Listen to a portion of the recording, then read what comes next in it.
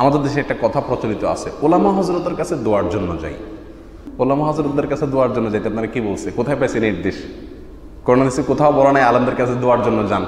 দোয়ার জন্য যাওয়ার দরকার হয় না, দোয়ার জন্য যাওয়ার দরকার হয়। আপনি যদি চান আপনার জন্য সব আলেমরা দোয়া করুক, তো একটা পলিসি আছে। পলিসিটা হলো এই, আপনি নিজে সৎ হয়ে যান, নিজে ভালো হয়ে যান। আপনি যদি নিজে ভালো হয়ে যান তাহলে অটোমেটিক সবার দোয়া আপনার জন্য আসবে। কিভাবে অটোমেটিক দোয়া আসবে? আমরা সবাই নামাজে আত্তাহিয়াতু পড়ি না? আত্তাহিয়াতুর একটা অংশ আছে, আসসালামু আলাইনা ওয়া আলা ইবাদিহিল্লাহিস সালিহিন। এর অর্থ কি? আসসালামু আলাইনা মানে আমাদের প্রতি আল্লাহ আপনি শান্তি বর্ষণ করুন, এবং ওয়া আলা ইবাদিল্লাহিস সালিহিন, এবং আল্লাহর যত ভালো বান্দা আছেন, সৎ কর্মশীল যত বান্দা আছেন, সালেহ যত বান্দা আছেন, সবার প্রতি শান্তি বর্ষিত হোক। তাহলে যত মানুষ পৃথিবীতে নামাজ পড়ছে, বাইতুল্লাহ, মদিনায়, মসজিদে আকসায়, বড় ছোট মসজিদে, পৃথিবীর সকল মসজিদে, মসজিদের বাইরে নারী পুরুষ ছোট বড় ভালো মন্দ আলেম জালেম যত মানুষ নামাজ পড়ছে, সমস্ত মানুষ নামাজের মধ্যে বসে আপনার জন্য দোয়া করবে। শুধু আপনাকে কি করতে হবে? সালেহ হইতে হবে। আপনি ভালো হয়ে যান, দোয়া অটোমেটিক। দাওয়াত দিয়া, খাওয়াইয়া, হাদিয়া তোফা দিয়া, ফুসলেয়া ফাসলেয়া দোয়া নেওয়ার প্রয়োজন হবে না, দোয়া অটোমেটিক পেয়ে যাবেন। পদ্ধতি সোজা, শুধু কি করতে হবে? সালেহ হইতে হবে। এটাই তো কঠিন। নেককার হওয়াটাই তো কি।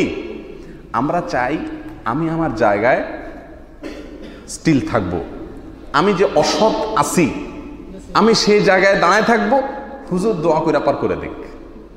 ঠিক না ভাই? ঠিক। আমি আমার জায়গায় থাকবো, চুরি দাড়ি ডাকাতি, 2 নম্বরে মিথ্যা চগলখড়ি গীবত শেকায়েত সামাজিক অশান্তি, এর পিছনে লাগা ওর পিছনে লাগা, যত রকমের বদভ্যাস আছে সব আপন জায়গাতে থাকবে। আমি শুধুমাত্র হুজুরের টাকা পয়সা দেবো, খাওয়াবে দেবো, হাদিয়া তোফা দেবো, হুজুর দোয়া করে আমার পার করে দিবে। ব্যাপারটা কি এত সহজ? আসলে একটা মুশকিল হয়েছে কি, আমাদের দেশের মতো যে সমস্ত দেশে সামনের দরজা দিয়া কিচ্ছু হয় না, সব কিছু হয় কোন দিক দিয়া? পিছনের দরজা দিয়া। এই সকল দেশের মানুষেরা মনে করে আল্লাহর কাছ থেকেও সামনের দুয়ার দিয়া মনে হয় আসবে না, এই জন্য পিছনের দুয়ার ধরে। আমল করেন জান্নাত নেন, আমল করেন আল্লাহর রহমত নেন, ভালো হয়ে যান, আল্লাহর অনুগ্রহ এমনি পেয়ে যাবেন, দোয়া এমনি চলে আসবে। এটা হলো সামনের দরজা, সদর দরজা। আমরা মনে করি না, আমল করে আল্লাহরে পাওয়া এত সহজ কাজ, তার চাইতে কোনো একজনকে ধরি, হুজুর পীর, উনাকে ধরলে উনি ইশারায় আল্লাহর সাথে আমারে পার করে দিবে পিছনের দুয়ার দিয়া। এই হলো আমাদের ধারণা।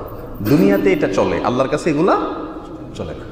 আল্লাহ তাআলা বান্দার কর্ম দেখে তার উপরে ফয়সালা করেন।